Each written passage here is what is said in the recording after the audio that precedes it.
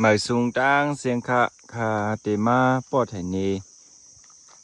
เตียนเฮาปลายมานเหมาอยู่มือกูปองฮะเนาะที่ไหนเดี๋ยวเป็นเตียนเฮาปลายมานมือมานหรือมือปานกูปองนะฮะเนาะมือปีเห็นกับบักเขา16ที่ไหนเดี๋ยวเป็นที่เฮาปลายมาอยู่นะที่ไหนเดี๋ยวเป็นห้อยโคกน้ำมันค่ะเนาะที่ไหนห้อยโคกน้ำมันเก่าโคกจากตำเขามีดีไหนครับโคกน้ำในค่ะเนาะในห้อยห้องตือขันเลยได้กึดป่าไม้หวงกึดเท้าค่ะ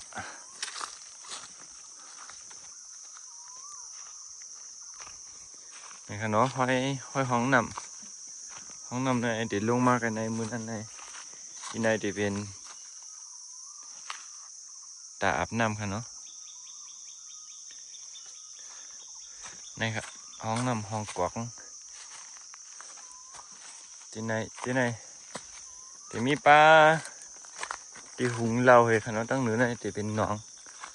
องปลาเยาเป็นผายเดี๋ยวมีกันเลยไม่ต้องลงกว่าค่ะเนาะเนี่ยไม่ต้องลง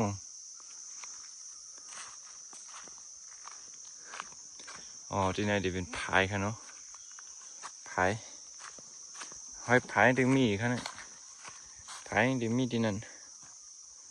ที่เนี่ยเดี๋ยวเป็นน้องแล้วก็เดี๋ยวเป็นที่เลี้ยงเป็ด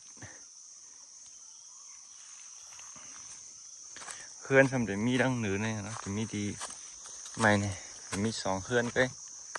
ฮัลโหลไม่ได้เข้มนะที่ในห้องว่าหน้ายาวเพื่อนเขาเดี๋ยวมีดีเกี่ยวไม่หวังในคณะวันนั้นแล้วก็ทางเพื่อนเดี๋ยวมีดีภายในต้นไม้นั้นที่ในเดี๋ยวเป็นที่ไปเล่น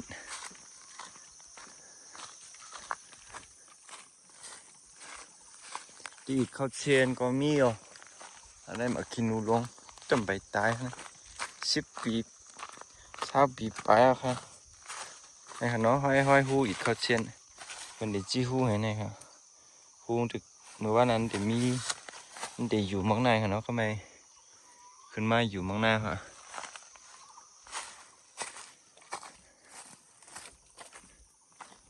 ข้างในที่ไม่สปีดลงก็เจอนะที่เขาเชียนเดี๋ยวมี2 ตีค่ะเนาะ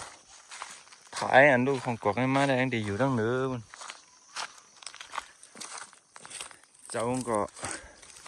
รักแล้วมดก่อนหัวในค่ะเนาะไม่สปีดลงตัวไหนที่เป็นตีเขาเชียนเขาวันนั้นแล้วก็นั่นเขาลูกฮูตึกขันค่ะเนาะห้อยฮูเป็นเด็กจี้ฮูไอ้เนาะฮูอีกตึกขันเขาเนี่ยมีแมงจึงไงแมงจึงมีแมงจึงได้เอามาอยู่มีเขา2 เฮือนค่ะเนาะไปมาอยู่ที่ในมือกูป้อนเนี่ยไม่ต้องลงกันกับใบตายถึงมีอยู่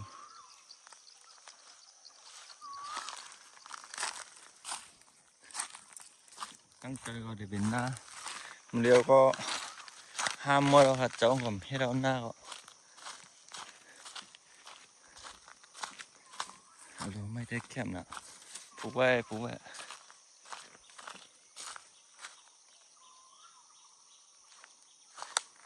นี่ค่ะเนาะหน้าก็ห้ามเบ็ดหมดแล้วอยู่ที่ไรนะห้อยอ่างห้างเก่าถึงมีค่ะเนี่ยอันนี้จะเป็นห้อยอ่างห้างหมูเป็นห้อยอ่างห้างแล้วค่ะเนาะพอลงอันในซ้ำจะเป็นตาน้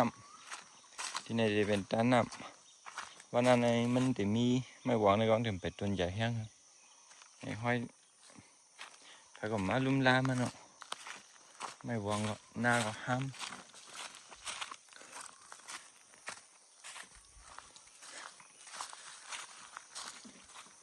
ถ่ายปูนที่หิมฝังพึ่งนั้นจะเป็นตั้งรอลงมาไหลเอาคูปอง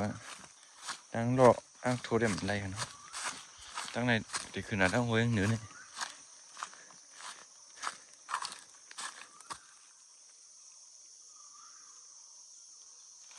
อยู่ที่ในมาหลายปีมันก็มาหันให้ฟังถึงกับทั้งหอยทั้งเนื้อเนี่ยจะเป็นหอยเสียงปู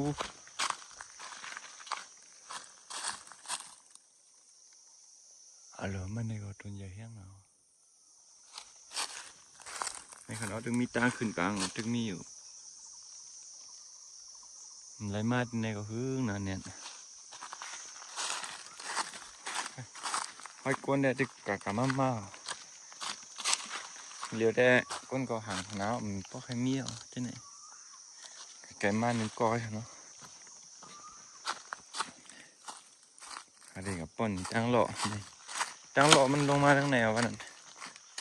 มันเลี้ยวได้ตั้งหูตั้งควายในคันรู้ของกวกนะมีพม่าเฮ็ดหน้าเขาห้ามเป็นอะไรเอาเลยเมี่ยงไงคนน้ำมันน้ำ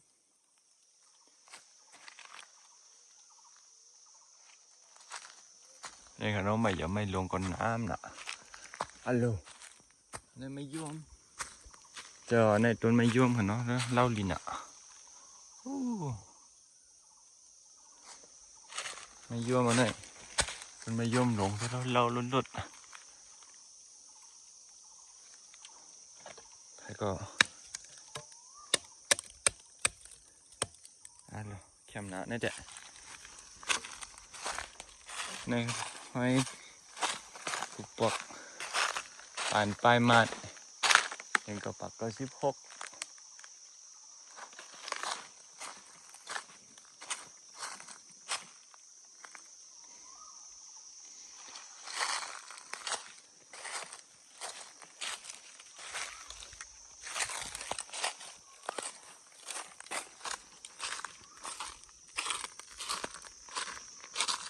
ยังมีหอยก้นแต่กับมากยังอยู่ในเดี๋ยวมีเจ้าเมืองพี่น้องเขากว่าเจ้าเมืองเอาไหนตั้งเลยเห็นตั้งคนไปก็โอเคก็แจ่มกว่าแล้วชิงเก้าก็ตามม้วน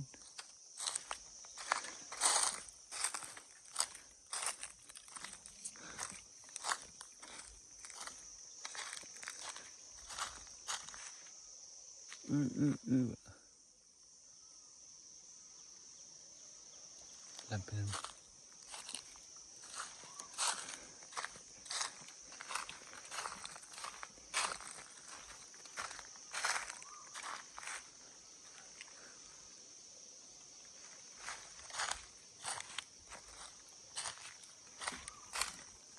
อ๋อขาดในก็มีหนังในก็ขันเนาะพอได้มาดีแทนตรงใกล้ป้อนนี่แทงค่ะเราไม่หวังเต้นน้ำว่า